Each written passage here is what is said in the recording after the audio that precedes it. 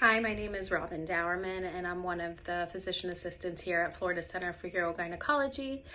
Today I'm going to be talking to you about abnormal uterine bleeding and what that is.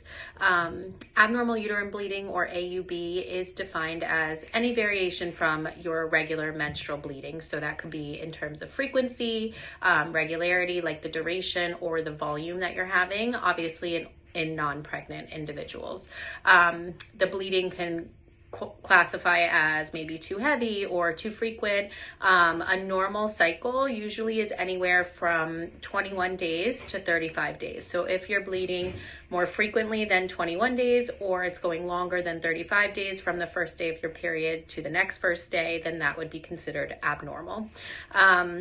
It's very, very common, and this is a large amount of the visits we see here at Florida Center for Urogynecology. Up to a third of women will experience abnormal bleeding at some point during their reproductive years, making this one of the most frequent reasons patients are seeking gynecological care.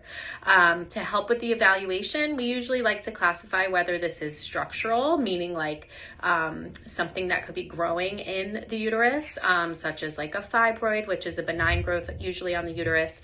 There is also something called adenomyosis that we look for. And then there's also non-structural things that could contribute, things such as like women who have bleeding disorders or coagulopathy dysfunction, and then some issues that can come from the lining of your uterus, which is called your endometrium.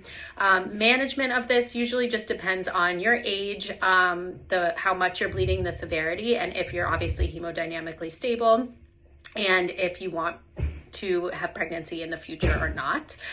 Initial management usually is medicine. Usually we start with options such as birth control or other therapies like IUDs, implants in the arm, something called Nexplanon, or even Depo-Provera, which is a shot that we give.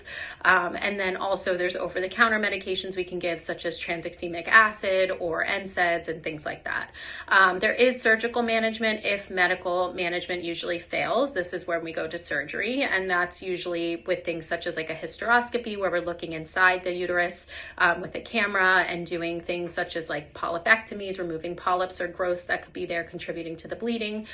We can remove fibroids that way, and we can also evaluate the endometrium that way. So overall, this is a very common condition.